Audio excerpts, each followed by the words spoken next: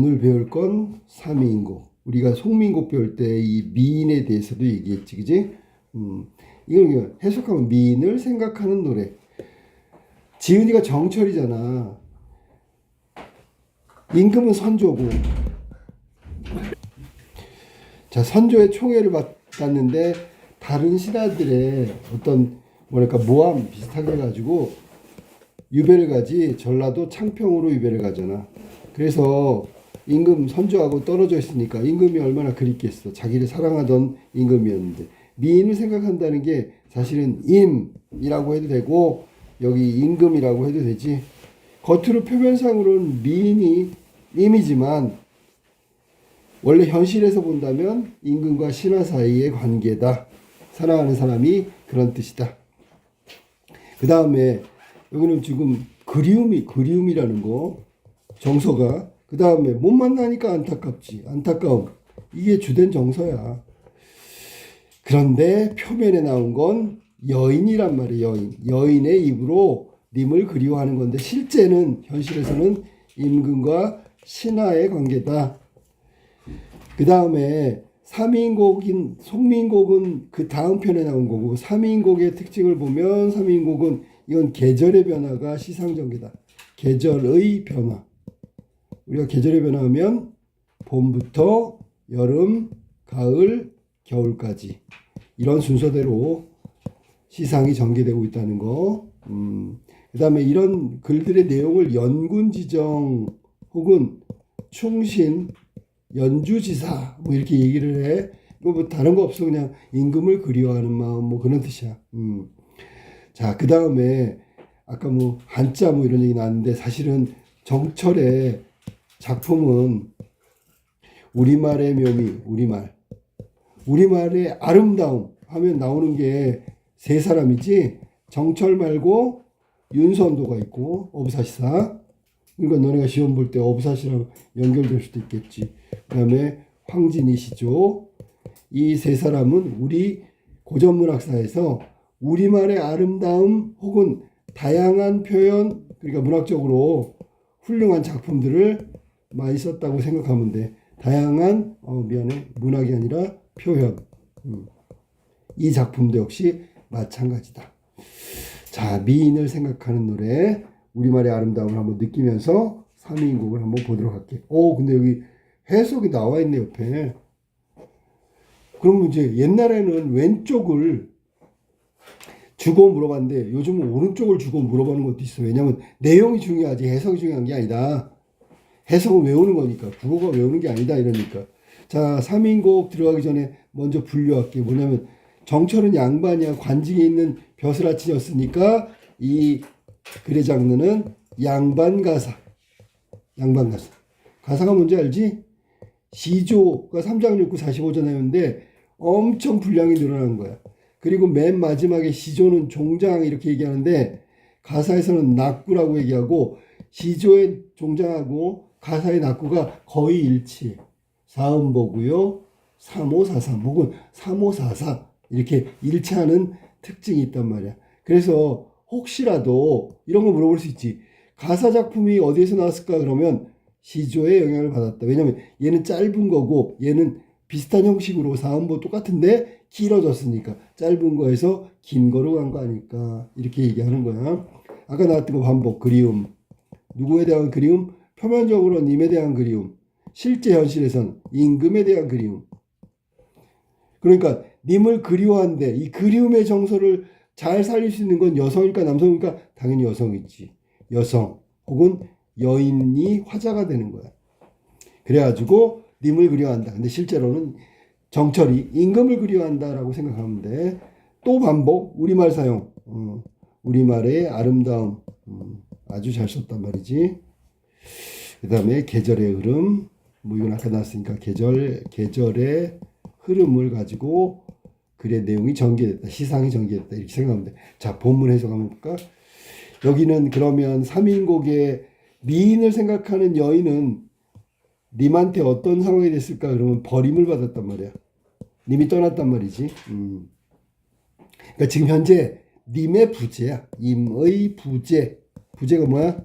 여기 현재 없다 그런 얘기야. 중요한 건 본문이니까 본문 좀 해석 좀 해보자. 자, 서사, 본사, 결사. 제일 처음에 시작이야. 특별한 의미 없어. 서사 그러면 제일 첫 번째는 뜻이야 그냥. 우리가 차례 서자를 쓰는 거니까. 자, 볼까? 이 몸이 삼기실제, 삼기다. 이 몸이 태어난 거야. 이 몸이 세상에 태어난 걸 말하는 거야. 이 몸이 태어날 때 님을 쫓아, 님을 따라서 태어날 때부터 님을 쫓아서 태어났대. 삼기다가 무슨 뜻이라고? 태어나다, 만들어진다. 알았지? 그만. 이 정도 됐어? 자, 한생 연분이며 하늘이 뭐를 이루던가. 이거 하늘도 다 알지요. 천생연분이라는 거 그런 말 들어봤지? 천생. 하늘이 짝을 지어준 거야. 운명이야. 한생연분. 그러니까 뭐 한생이라는 게 한평생이니까 살았을 때의 연분, 인연. 하늘이 모르겠어? 다 알죠. 이거 서리법이잖아. 하늘도 다 알지. 당연한 거니까. 생각해봐. 내가 태어난 게 님을 쫓아서 태어났어. 님을 따라서 태어났어. 그러면 님과 나의 인연은 아주 절대적이잖아. 그거 하늘이 운명처럼 지어준 거니까 하늘이 모르겠어? 다 알지요. 그런 얘기야. 운명이라고 얘기하면 돼. 나 하나 젊어 있고 님 하나 날 사랑하시니. 자, 나 하나. 나는 오직 젊어 있고 님 하나. 님 오직 날 괴신이라고 해. 괴신이가 사랑하다의 뜻이야. 괴신이. 자, 나는 젊고 님은 나를 사랑해. 이 마음 이 사랑 견줄 때 노여 없다. 노여 없다는 전혀 없다 그런 뜻이야. 내 마음하고 님이 나한테 주는 사랑 견줄 때 비교할 때가 전혀 없다. 절대적이란 말이야. 나와 님과의 사랑은 절대적이라고. 견줄 때가 전혀 없다라고 얘기했으니까. 비교 상대가 없어. 자, 그 다음에 평생의 원. 이게 소원한다는 얘기야. 평생 동안 원하는 것은 함께. 한대는 함께야.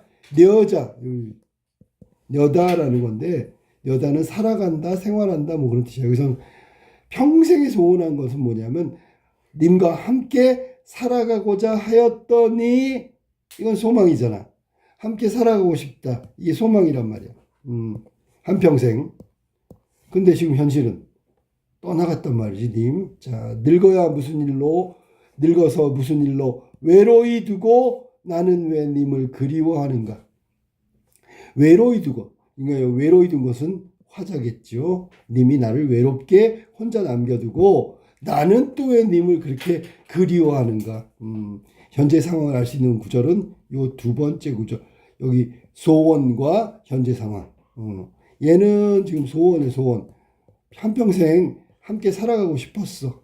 근데 현실 상황은 나 혼자 뚝 떨어져서 외로이 혼자 살아가면서 님을 그리워하고 있다. 이게 현실 상황이야. 시험에 나오는 건 뒤에 계절 배경할 때 나오는 거지.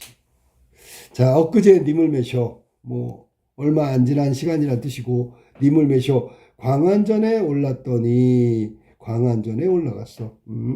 그랬더니 그 더디, 이 더디라는 건 경계를 말하는 거야. 그래서 그 사이여라고 해석하면 더 좋겠지. 그 사이에 어찌하여 하계는 원래 상계하고 하계로 나는데 상계는 하늘나라, 하계는 땅, 지상이야. 근데 여기서는 이건 서울이고요. 이건 전라도 창평이잖아. 그러니까 서울이 저 위쪽이니까 상계고요. 임금 계신 곳. 전라도 창평은 여기 화자가 지금 혼자 뚝 떨어져서 있는 곳이란 뜻이야. 올적의 비스머리 헝클어진 지가 3년일세. 자, 몇 년 됐다고? 3년 됐다고요. 올적의 비스머리 헝클어진 지가 3년이라서 그러니까 님하고 떨어진 지가 3년 정도 지났대. 연지분 네모칠게. 이 연지분이 화장품이다. 그럼 화자가 여자야? 네. 물론 남자도 화장할 수 있겠지만 여자가 화장하는 거니까 여성인 걸 드러내는 건 연지분이다. 연지 찍고 곤지 찍고. 옛날에 결혼식 할 때 얼굴에다 연지 곤지 막 찍잖아. 연지분 있다마는 누굴 위해 고의할까? 누굴 위해 곱게 할까? 자, 여기 혼자 있잖아. 봐줄 사람도 없는데 연집은 찍고 화장하면 뭐해? 라는 얘기야. 어? 연집은 있다마는 도대체 내가 화장하면 누굴 위해 곱게 할 이유가 없잖아. 봐주는 사람도 없는데. 마음에 맺힌 시름, 첩첩히, 이 겹겹이란 뜻이고, 쌓여 있어. 마음에 맺힌 시름이 뭘까? 아까 얘기했던 거. 그리워하는데 못 보고 안타깝단 말이야. 막 님과 함께 살아가고자 했는데 그 소망이 다 깨져버렸단 말이야. 이런 게 맺힌 서름이라고, 시름이라고. 시름이라는 게 이걸 말하는 거야. 자, 짓는이 한숨이요. 자, 짓는 것이 한숨이고 떨어지는 것이 눈물이라. 그러니까 계속 한숨 짓고 그다음에 뚝뚝 이거 디다. 잘하도 디다. 흐르다. 떨어진다. 이런 얘기야. 떨어지는 게 눈물이라. 그러니까 한숨 짓고 눈물 뚝뚝 흘리고 있는 게 님과 떨어져 있는 화자의 현실의 어떤 생활의 모습이란 말이야. 자, 그 다음에 인생은 유한한데 시름도 그지없다. 이런 걸 이제 우리가 시조에서 말하는 사음보의 대꾸적 표현이라고 하겠지. 대꾸. 인생은 유한하대. 유한이 뭐야? 태어나면 죽잖아. 한계가 있잖아. 그런데 시름은 그지없대. 끝이 없대. 그러니까 이게 대꾸는 이렇게 대꾸할게. 어떻게? 인생은 대꾸는 시름도 그 다음에 유한한데 그지없다. 그러면 유한한데 그지없다라는 말은 대조가 되겠죠. 이건 정반대니까 대꾸 대조 이렇게 하면 돼. 인생은 유한한데 진짜 싫은 걱정은 끝이 없네. 무심한은 고전시가에서 무심한은 욕심이 없는 이런 뜻이라고 그랬지. 무조건 무심한 세월은 물 흐르듯 한한 고야. 그러니까 물이 흘러가는 것처럼 시간은 그냥 정처 없이 흘러가고 있네. 근데 이게 무심하다는 게 아무 욕심이 없다는 얘기니까 세월은 아무 상관없이 내가 지금 님을 그렇게 그리워하고 못 만나서 안타깝고 소망이 다 깨졌는데 나의 사정은 아랑곳하지 않고 그냥 원래대로 그냥 세월은 흘러가니까 무심하다고 얘기한 거야. 그 다음에 염양, 이거 이제 불꽃 염자에다가 서늘할 양자야. 그러니까 날씨가 덥거나 춥거나 때를 알아 가는 듯 고쳐 어게인 다시 오니라고 했지. 그러니까 세월 있잖아. 그냥 나하고 상관없이 늘 흘러가는 대로 흘러가는 거야. 그리고 덥거나 춥거나 계절이 변하면서 그것도 시간이 되면 여름이 되고 시간이 되면 겨울이 되고 이렇게 다시 가고 다시 오고 뭐 이런 거야. 듣거니 보거니 느낄 일도 하도 할시야. 많기도 많구나라고 해석하는 거. 하도 할시야. 많기도 많구나. 듣는 거, 보는 거, 느끼는 거 많기도 많다라고 얘기했어. 자, 여기서 중요한 건 느끼는 게 많기도 많다라는 거야. 이렇게 살다 보니까. 자, 그래서 여기 나와 있는 해석은 웬만하면 좀 다 공부하기로 하고, 자, 그 다음에 이제 본격적으로 계절의 변화 나오는 본부터 한번 보자. 자, 본사. 여기부터 시작이야. 시험에 자주 나오는 게 이거야. 자, 그러면 계절의 변화가 시상전개의 어떤 흐름이니까 계절을 알려주는 소재나 단어를 찾아봐야 되겠지. 그치? 자, 제일 처음에 동풍이 건듯 불어. 동풍, 이게 이제 새바람이라고 하는 건데 봄바람을 말하는 거야. 그럼 계절이 봄이네. 네. 뭐 갖고 할 수 있어? 동풍 갖고 할 수 있지. 동풍이 건듯 불어 쌓인 눈을 헤쳐내니 아직 눈은 아직 다 안 녹았지만 봄바람이 살짝 부는 거야. 창밖에 심은 매와 두세 가지가 피었구나. 매화가 폈네. 가뜩 냉담한데 아직 봄이지만 춥단 말이야. 암양은 무사히 우리가 암양은 불을 끄고 깜깜한데 매화 향기가 둥둥 떠다닌다. 그걸 암양이라고 하는 거고 이 암양은 상징적 의미가 있어. 뭐냐면 님에 대한 님을 그리워하는 마음, 충이란 말이야. 임금에 대한 마음은 충이고 그다음 실제로 사랑하는 님에 대한 마음은 사랑이지. 자, 아무리 날씨가 추워도 말이야. 그 사랑을 멈출 수 없어. 충성스러운 마음 사라지지 않아. 뭐 이런 얘기를 하고 있는 거야. 은근히 그게 둥둥 떠다닌다. 황혼의 달 나왔네. 달 동그라미. 자, 중요한 시어 나왔어. 달을 왜 동그라미 했냐면 임금을 상징하는 것들이 있어. 뭐냐면 달. 자, 깜깜한 밤에 달 뜨면 화나지요. 별 하늘에 떠 있지요. 북극성. 얘는 천체의 중심이잖아. 임금이야, 임금. 알았지? 그 다음에 또 뭐 있어? 태양. 이런 것들이 다 임금을 상징하는 거야. 여기 달도 마찬가지야. 황혼의 달조차 벼마태 비치니 베갯마태까지 달빛이 비치는 거야. 그러면 임금님의 은혜가 나한테까지 오는 거라고 느끼겠지. 그러니까 느끼는 듯 임금님의 은혜 혹은 님에 대한 사랑을 느끼는 것처럼 반기는 것처럼 님이신가 아니신가, 님인 것 같기도 하고 아닌 것 같기도 해. 그러니까 결국 님처럼 느껴지기도 하고 아니야 저건 달빛이었지, 이렇게 양쪽으로 왔다 갔다 생각이 혼란스러운 거지. 그만큼 그리움 때문에 생기는 혼란이라고 생각하면 돼. 알겠지? 그 다음에 저 매화. 자, 매화는 말이야 우리가 충신을 상징해요. 또 매화. 왜 충신이냐면 충신 중에서 두 가지가 있는데 아치고절이라고 예명이 있는데 이게 매화야. 매화는 우아하고 고고한 절개를 가진 꽃이다 라는 뜻이야. 그러니까 매화 대신에 아치고절 그러면 매화구나 이렇게 알면 돼. 알았지? 그 다음에 충신을 상징하는 것 중에 국화가 있어. 국화. 얘도 서리가 내리는데 막 꽃이 피잖아. 그러니까 얘는 서리가 내린다. 오상고절 이렇게 불러. 그러니까 별칭이라고 생각하면 돼. 국화는 오상고절이라고 부르고 매화는 아치고절이라고 부르고 둘의 공통점은 모두 충신을 말하는 거야. 충신. 여기 매화가 바로 그거야. 저 매화 꺾어내어 님 계신데 보내고 싶다 소망. 왜?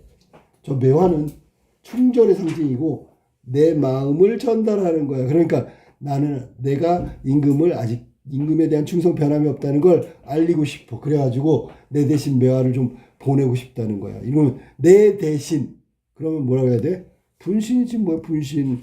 화자의 분신. 나의 다른 몸이라고 생각하면 돼. 내 대신 보내는 거니까 분신이라고 하면 돼. 자, 그러면 님이 너를 보고 너 의인화시켰네. 매화를 너라고 했잖아.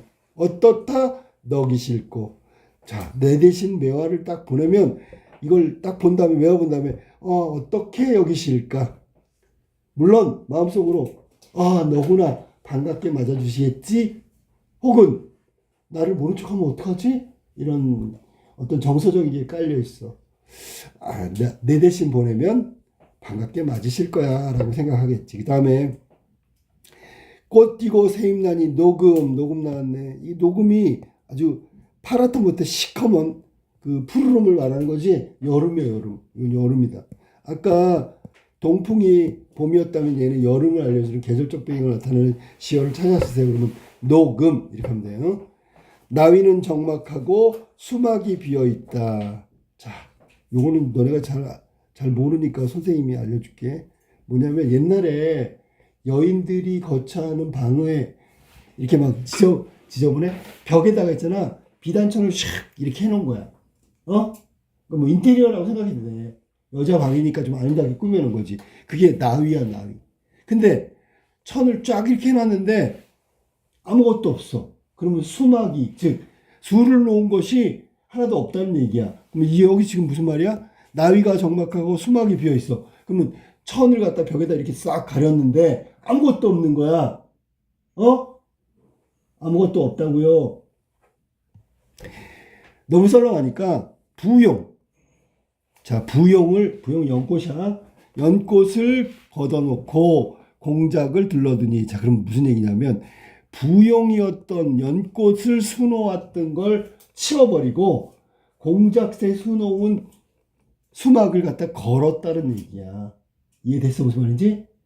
공작새를 수놓은 천을 걸었다고. 방에다 있는 나위에 수막이 비어 있으니까. 자, 그 다음에 가뜩 시름한데 나는 어찌하여 길던고. 시름이 많은데 시름이 많단 말이야. 그런데 날은 어찌하여 이렇게 길단 말인가. 그러니까 더 시름이 깊어지겠지요. 자, 그 다음 원앙금. 원앙을 수놓은 금은 이제 원래 이게 그 이부자리겠지, 그지? 자, 원앙금 버여놓고 원앙금을 베어놓고 오색선 5가지 색으로 된 실을 풀어내요. 그거 갖고 뭐 할 건데? 임금에게 옷을 지를 거야. 잘 봐봐. 자, 여기 해석 조심해야 돼. 금자로 견하여. 금으로 된 자로 다 재었어. 이렇게 우리가 옷 만들 때 어떻게? 막 그 본 뜨고 막 그림 그리고 자르고 그러잖아. 그때 금으로 된 자로 딱 그렸다고. 그 다음에 님의 옷을 지어내니. 자, 봐봐. 선생님 봐봐. 금이라는 게 뭐야? 이게 저기잖아. 보석이잖아.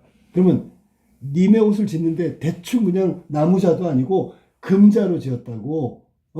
금자로 지었으니까 제도, 예절, 격식을 갖추었다고. 님의 옷을 잴 때 금으로 된 자로 딱 지었지요. 그 다음에 열심히 화자가 열심히 솜씨를 부렸어. 수품. 그러니까 이 해석은 자, 솜씨도 잘 발휘했고 제도, 격식도 갖췄다. 그 제도가 예의란 말이야. 예의. 금자로 쟀어. 알았니? 이게 예의를 말하는 거야.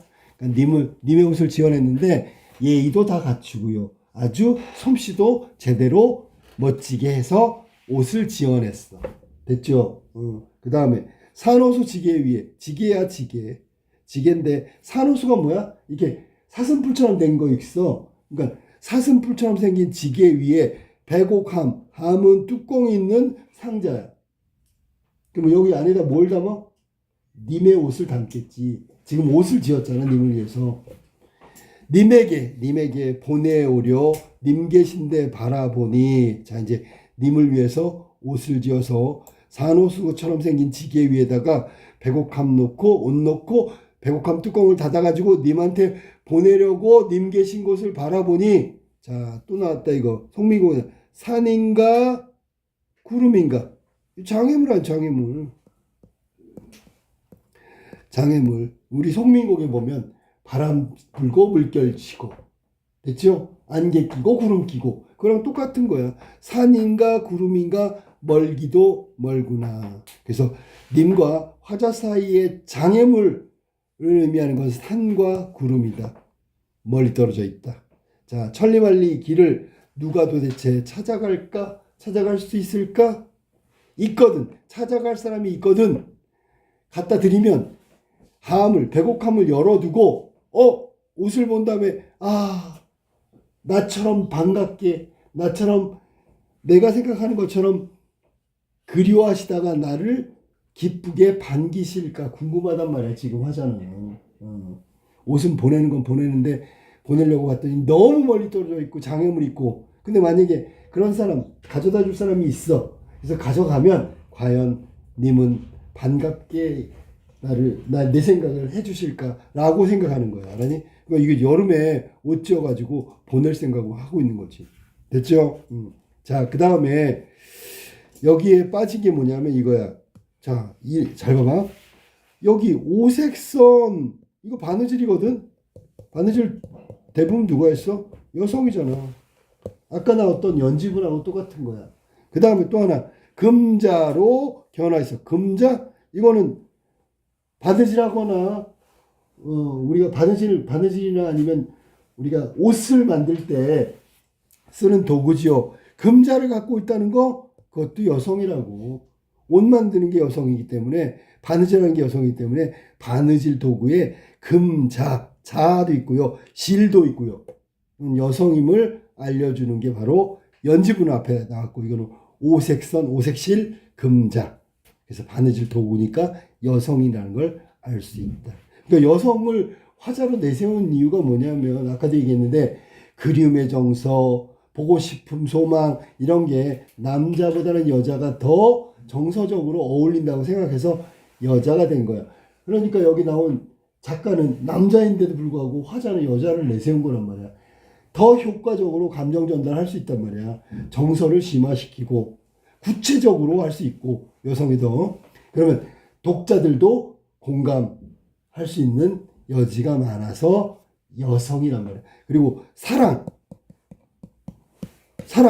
이런 이런 정서에 더 민감하거나 더 친근감이 느껴지는 것, 더 사랑이란 정서에 관련성이 있다 그러면 누굴 떠올려? 여성이지 누구야.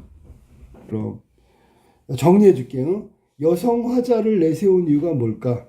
사랑이라는 감정에 대해서 독자의 공감을 이끌어내려면 여성 화자가 더 유리하다는 거지. 그 다음에 두 번째, 정서의 심화. 정서의 심화. 남자가 그리움하다가 만나고 싶어서 안타깝다. 그거는 어울리지가 않는다고. 그 다음에 정서적인 측면에서 본다면 훨씬 더 여성이 접근, 가깝다란 얘기야. 그리움과 사랑과 안타까움, 한 이런 거 전부 다 여성이 훨씬 더 낫다는 얘기지, 그지? 자, 그 다음에 여름이 끝났어. 이제 가을로 가야 되겠지. 가을 봅시다. 가을. 하룻밤 소리 동그라미 쳐야지. 이 소리가 가을 소리를 말하는 거야. 그 다음에 기러기. 옛날에 보면 이 기러기 철새니까 여름을 나기 위해서, 겨울을 나기 위해서 따뜻한 쪽으로 가겠지. 얘네 모두 가을을 의미하는 가을. 계절적 배경을 알려주는 거 서리와 기러기. 자, 그 다음에 울어낼제. 이거 봐봐. 울면서 요건 내다가 가다야. 그러니까 앞에서 내다는 살아간다 뭐 이런 뜻이지만 여기에 내다는 간다는 뜻이야. 그러니까 표기상으로 일치하지만 뜻은 달라. 그래서 기러기가 울면서 날아갈 때 위로 위태로운 누각에 혼자 올라 수정념. 자, 수정념이 뭐냐면 뭐 중국집 같은 데 가면 이렇게 앞에 입구에 구슬로 다 이렇게 막아놨잖아. 이렇게 열고 들어가잖아. 그런 거 같은 거 비슷한 거야. 수정염이니까. 수정염, 거듭말이. 해석 조심해. 이거 가끔 나와. 거든이야. 거듭말이. 거든이. 자, 그 다음에 동산에 달이 나고, 아까 임금이라고 했는데 선생님이 달. 자, 달이 나오고요. 북극에는 또 별이 배네요. 모두 임금이야. 임금을 의미한다. 동산에 달이 나고. 요거를 만약에 얘를 자연물로 보면 얘는 또 임금이 아닐 수도, 님이 아닐 수도 있어. 알았어? 무슨 말인지? 여기서 동산에 그냥 달이 떠올랐다 그러면 얘는 자연물이야. 그냥 자연물로 볼 수도 있다. 하지만 별은 임금을 의미하는 거야. 자, 님인가 반기니 눈물이 저절로 난다. 저거 님 아니야? 님, 별. 눈물이 저절로 난다.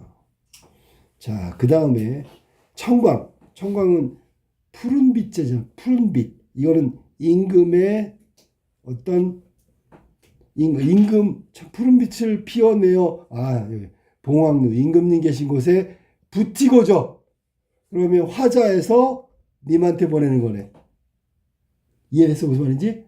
그러니까 청광은 아주 맑은 빛이잖아. 좋은 거지, 그지? 좋은 걸 봉황루 님 계신 곳에 갖다 붙이고 싶다고. 누 위에 걸어두고 팔황은 온 세상을 말하는 거야.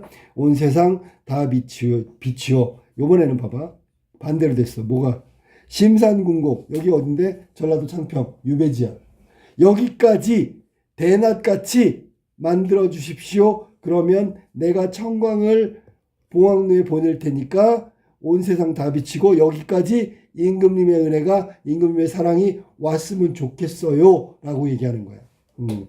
환하게 임금님의 어떤 음총이 여기 심산궁곡 화자가 있는 곳까지 밝게 대낮처럼 만들었으면 좋겠어요. 라고 소망하고 있는 거지. 그치? 자, 그 다음에 겨울로 갈게. 건곤이 배색하여.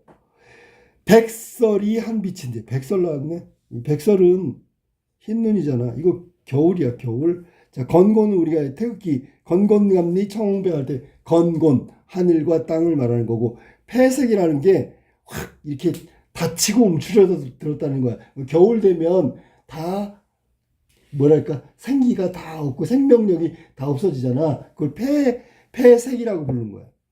백설이 한 빛인데, 백설이 한 빛이대. 백설. 한이 크다라고 얘기하면 여기를 둘러봐도 저기를 둘러봐도 그냥 하얀 백설, 하얀 눈이 다 비치고 있단 말이야. 자, 그 다음에 해서 사람은커녕 날새도 그쳐 있어. 그치?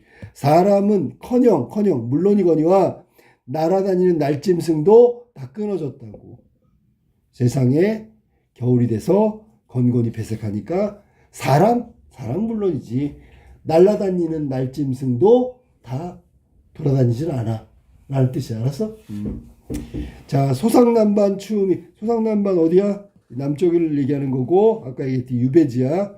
소상난반이 이렇게 추운데, 소상난반 추움이 이 정도인데, 어느 정도인데? 건곤이 패색해서 백설이 한 비치고 날새까지 끊어진 이 정도인데, 그러면 옥루고초 저 북쪽 한양 서울은 더욱 말하여 무엇하리, 더 춥겠죠. 말할 필요도 없이 더 춥겠죠. 이게 서리적 표현이야 여기. 무엇하리야, 말할 필요도 없다. 서리법. 양춘 따뜻한 봄빛을 붙여내어 님 계신데 쏘이거죠. 양춘은 따뜻한 봄빛 붙여가지고 님이 계신 저기 서울에, 여기서는 옥류고초지, 다 거기까지 쏘이고 싶다. 뭐 쏘이고저는 소망이지 뭐. 또 나왔어. 올리고저 소망이고요. 모첨 이건 띠집 초가집이고, 비친 해를 위에가 추우니까 옥류고초에다가 다 올려드리고 싶어. 다 여기 있는 거는 모두 좋은 것들을 올려준다라고 얘기하면 모두 화자가 님에게 사랑을 계속 주고 싶다, 뭐 정성을 다하고 싶다, 그런 얘기를 계속하는 거야. 자, 그 다음에 홍상 나왔죠. 홍상. 자, 네모치기 홍상. 왜 네모칠까? 붉은 치마니까 이것도 여성을 알려준 거야.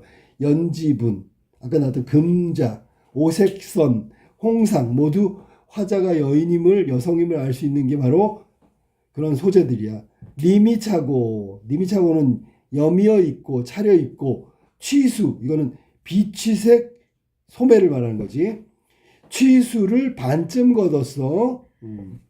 그러니까 한복 보면 그 취가 그 비취색이니까 그 뭐지, 고려청자 뭐 이런 데 나는 색깔 있잖아.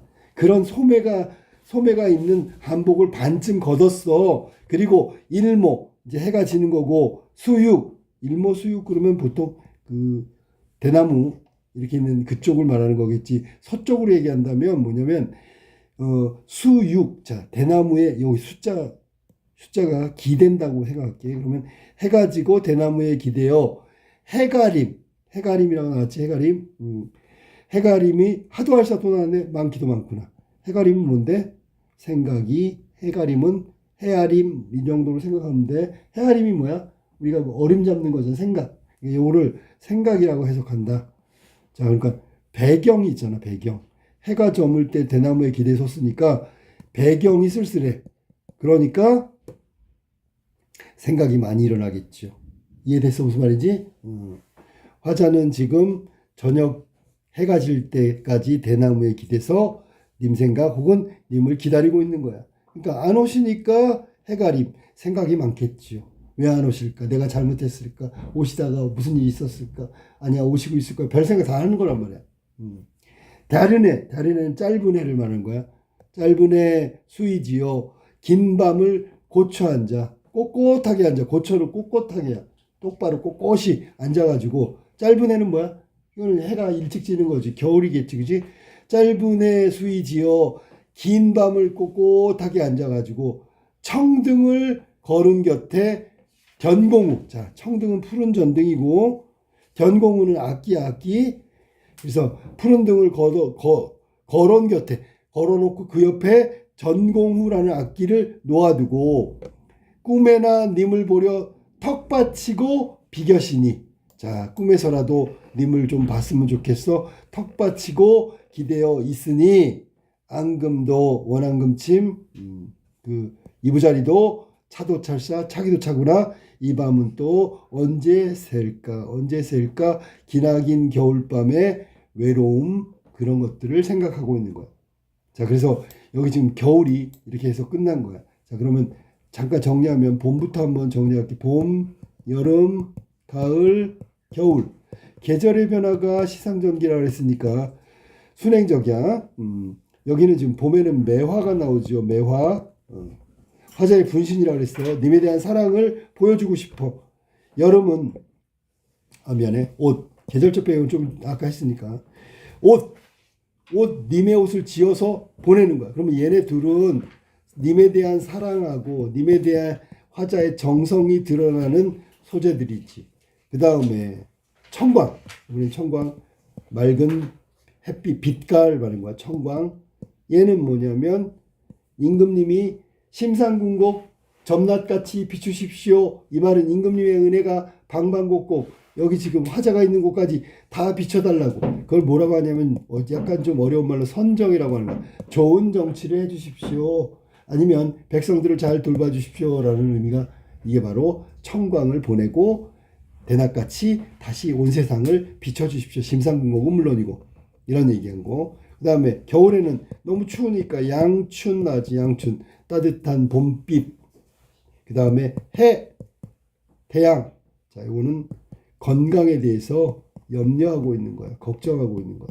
요거는 지금 송민곡에서도 동일하게 나와 있는 내용이야. 요것도 마찬가지고. 자, 그래서 봄, 여름, 가을, 겨울 시상전기의 계절의 변화에 따라서 이런 중심 소재가 나와서 각각의 의미를 갖고 있다.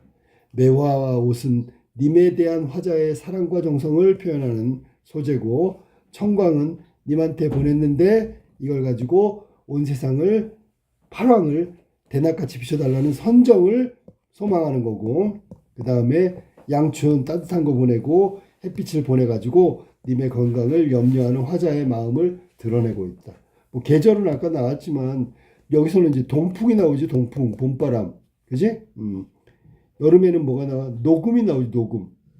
녹음이 나오지. 동풍이 나오고요. 여기는 녹음이 나오고요. 그 다음에 가을에는 서리가 나오고, 그 다음에 기러기가 나오지. 이건 이제 계절을 알려주는 지어라고 생각하면 돼. 겨울에는 백설이 나오겠다. 그래서 이 하얀 눈, 그래서 봄, 여름, 가을, 겨울 각각 핵심적인 내용들 잘 기억하고 있어. 암기해서 쓰라고는 안 하지만 나오면 알 수 있을 정도가 돼야 돼요. 자, 이제 마무리할게. 자, 결사. 여기부터는 결사라고 하지. 그러면 서사, 본사, 결사 3단 구성이라고 얘기하는데, 본사가 제일 길고 거기는 계절만 나와서 봄, 여름, 가을, 겨울 본사야. 자, 하루에도 12때, 한 달은 30날. 하루가 12때래. 12시간. 한 달은 30일이야. 12간지 알지? 옛날에는 24시간이 아니라 자축인묘 진사오미 신유술에 12간지로 얘기했잖아. 그러니까 하루를 얘기하는 거고, 이거는 한 달을 얘기하는 거야. 적은 덧. 자, 적은 덧은 자, 두 가지가 있어. 잠깐만이라는 뜻이 있고, 잠깐 동안에라는 뜻이 있어. 자, 저 관동별곡에서는 잠깐만이었지만 여기는 잠깐 동안에 이렇게 해석하는 게 좋겠지, 그지? 잠깐 동안에라도 생각하지 마라. 생각하지 마. 님 생각하지 말자. 이 시름 잊어버리려고 하니 잊을 수가 없어. 왜? 마음에 맺혀 있고 골수에 깨쳐시니. 골수. 우리가 우리 이 뇌에 있잖아. 뇌수 알지? 그지? 뇌에서 척추형이라 거기에 맺혀 있다고. 이거는 거부할 수가 없는 거잖아. 사무쳤다는 얘기 알지? 사무쳤다. 그러니까 잠깐 생각하지 말자 그랬는데 마음에 맺혀 있고 뼛속까지 골수까지 다 사무쳤으니 이 병은 편작. 자, 전설상의 명이 죽은 사람도 살렸다는 전설상의 명의 의사란 말이에요. 편작이 10명이 온다 한들 이 병은 뭘까? 님에 대한 그리움, 님에 대한 사랑, 만나지 못하는 거에 안타까운 병. 이 병은 어찌할 수가 없다. 소리적 표현. 이해됐어? 그러니까 자꾸 생각하다 보니까 잠깐 생각하지 말자. 이 싫은 걱정 잊어버리자. 근데 생각해 보니까 마음에 맺혀 있고 골수에 쌓여 있어. 사무쳐 있어. 그러니까 이 병은 님에 대한 그리움, 님에 대해 만나고 싶은데 못 만나는 안타까움, 이 그리움의 병은 편작. 죽은 사람도 살린다는 그 전설상의 명의가 와도 이 병은 고칠 수가 없다. 어찌할 수가 없다. 소리적 표현. 어와 내 병이야 다 전부 님의 탓이로다. 자, 중요한 거 나왔네. 여기 님의 탓이라고 얘기했어. 님에 대한 원망 조금은 드러나 있네. 이렇게 내가 싫음, 외로움, 걱정, 막 그리움 이런 것들 다 님 때문이야 라고 얘기했으니까 원망하는 마음이 조금은 깔려 있다. 그렇다고 저주 이런 극대한 원망이 아니야. 차라리 쓰여져. 또 나왔다. 이거 봐봐. 또 나왔잖아. 뭐 내가 죽어서 범나비가 되겠다고. 범나비. 왜요? 그랬더니 범나비는 아까 나왔던 매화하고 동일해. 화자의 분신이야. 화자의 분신이 두 번 나왔네. 범나비 지금 거하고 매화 앞에 거하고 범나비 되어리라.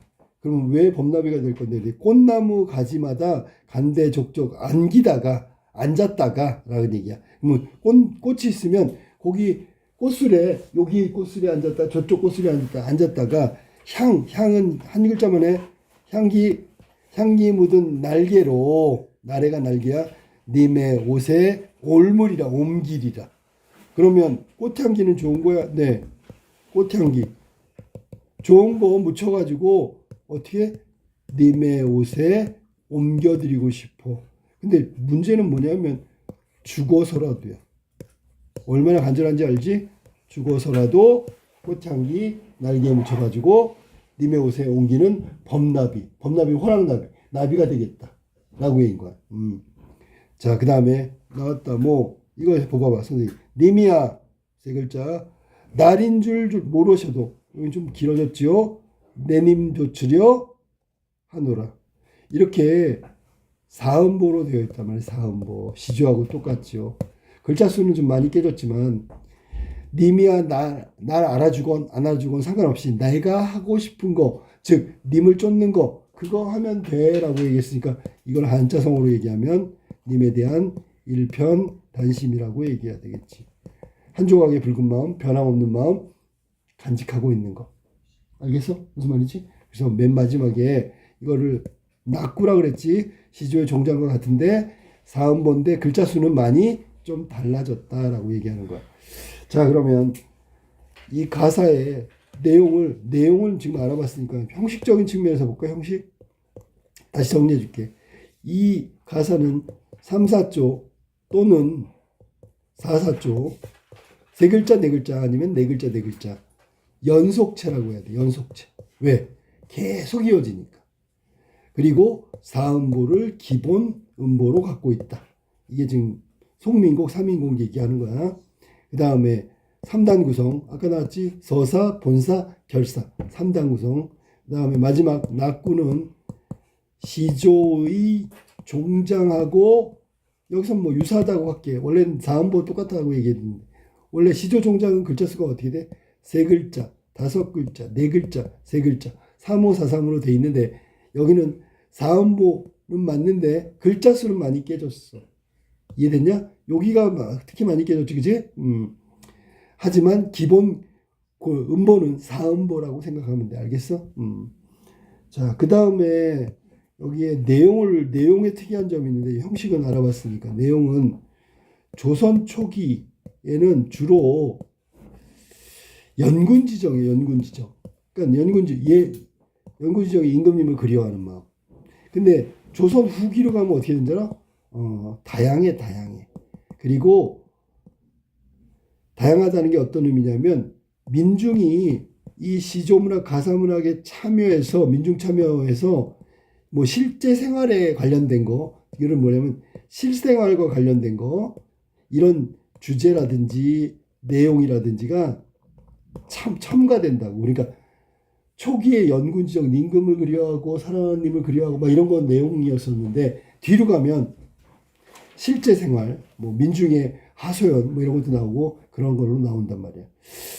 자, 그 다음에 아까 설명했던 거 다시 하나만 정리하면 중요하니까 여기는 지금 화자를 좀 생각해 볼까?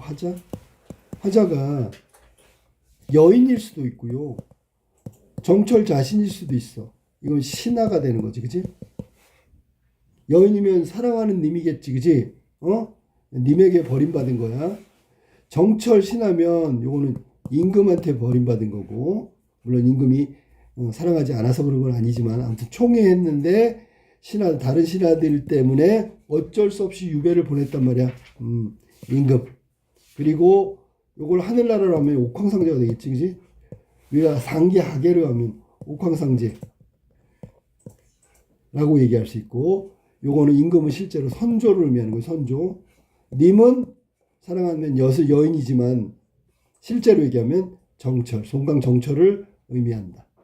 그러면 화자가 여성이라고 한다면 이건 님에 대한 변함없는 사랑 이렇게 해석하면 되잖아, 그지? 근데 화자가 정철이야. 이게 이제 원래는 외적인 부분에서 따진다면 이건 내용이지만 정철인 경우에는 임금에 대한 충성으로 바꾸면 된다. 알겠지? 그러면 임금에 대한 충절은 연군지정으로 해석하면 되고 이거는 변함없는 사랑으로 해석하면 되죠. 이게 삼위인곡이고 요거 이어서 송미인곡이 이어지는 거야. 이게 삼위인곡이었다.